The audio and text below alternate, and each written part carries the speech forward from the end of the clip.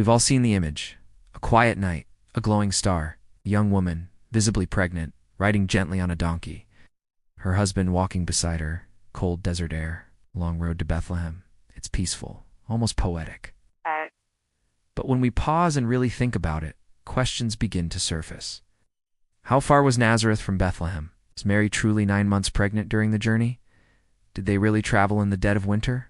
And could a woman in late pregnancy realistically ride a donkey for nearly 90 miles? Tonight, we revisit the Nativity journey, not to diminish its meaning, but to humanize it, to examine the logic, and to ask the deeper questions behind the story recorded in the Gospel of Luke and the Gospel of Matthew.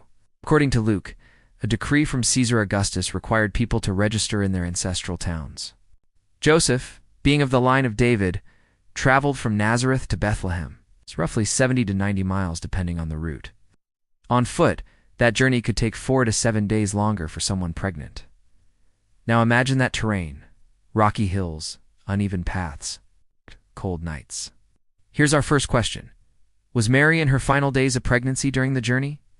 Luke says she gave birth while they were there, but doesn't specify how soon after arrival. It could have been days. It could have been weeks. But tradition often places her in the final stage of pregnancy during travel. That image shapes how we imagine the story. And then there's the donkey. Interestingly, the Bible never explicitly says Mary rode a donkey. That detail comes from tradition and later Christian art. Luke simply says they went to Bethlehem. So here is a logical observation. Have we filled in details over time that the text never actually states? If Mary did ride a donkey, could she physically manage that journey?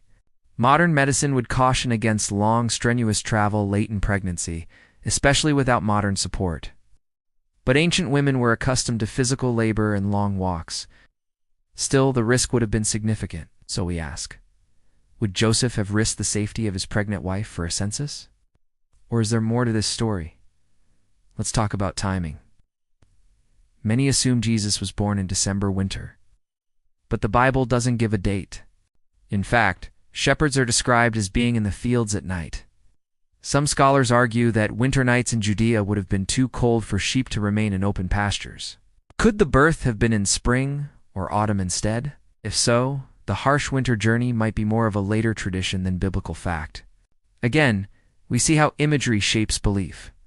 But whether winter or not, the journey was real. That's where the human element deepens. Imagine Mary, a young woman, likely a teenager, pregnant under unusual circumstances, had whispers in her hometown, uncertainty about the future, and now a journey away from familiar surroundings. What was she feeling? Fear? Trust? Confusion? We often focus on the miracle, but forget the vulnerability. And Joseph, a man navigating cultural expectations, is protecting his wife, traveling under Roman authority. Did he question the timing? Did he struggle internally? The Gospels are surprisingly quiet about their emotions, but silence doesn't mean absence. It invites us to reflect. Now here's another contradiction many overlook. In Matthew's account, Mary and Joseph seem to already be in Bethlehem. There's no mention of a journey from Nazareth before the birth. Later, they relocate to Nazareth after returning from Egypt. In Luke, they travel from Nazareth to Bethlehem, specifically for the census. 2 narratives, different details. Are these complementary perspectives, or theological storytelling shaped for different audiences? Luke emphasizes Roman authority and fulfillment of prophecy through geography. Matthew emphasizes prophecy fulfillment through lineage and divine intervention. Different lenses, same event.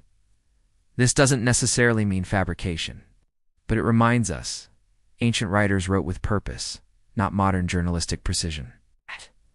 And maybe the journey itself carries symbolic weight. Nazareth to Bethlehem.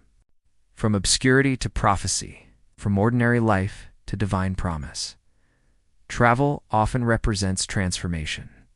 Movement from one state of being to another. Maybe the journey is not only physical, it's spiritual. But let us return to the core question. How could a pregnant woman endure such a journey? The honest answer? It would have been difficult, uncomfortable, risky. But history is full of people enduring hardship because circumstances demanded it. Ancient travel was rarely convenient. Perhaps the discomfort is part of the story's power. The Messiah is not born in comfort, not in safety, not in a palace, but in vulnerability. And maybe that's intentional. The journey highlights humility, dependence, fragility, and that leads to a deeper reflection. If this story were purely invented for grandeur, would it include such hardship? Or does the hardship ground it in realism? And yet contradictions remain. The census timing under Quanius is debated historically. The logistics of returning to ancestral towns are questioned. Scholars continue to discuss these complexities. So perhaps the real question is this: is the power of the story found in precise historical detail or in its meaning? The image of a young couple traveling under pressure, facing uncertainty, trusting in something bigger than themselves, that resonates across centuries. Not because it's easy, because it's human. So what were we taught? A peaceful donkey ride beneath a glowing star. But when we examine the logic, the terrain, the pregnancy, the political context, we see something far more intense.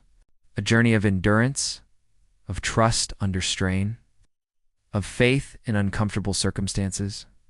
Maybe the contradiction isn't about whether Mary could ride a donkey. Maybe it's about how we sanitize sacred stories. We soften them, romanticize them, turn them into postcards. But real faith stories are often messy, cold, uncertain, demanding, and maybe that makes them more meaningful, not less. So I leave you with a few questions.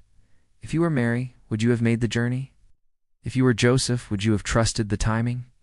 And if the road to promise required discomfort, would you still walk it? If this exploration made you rethink the Nativity story, take a moment to like this video. It helps this channel grow and reach others who are searching for deeper conversations about Scripture.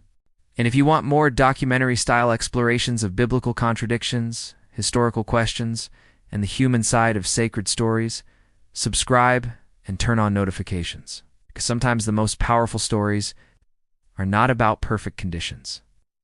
They're about enduring the journey.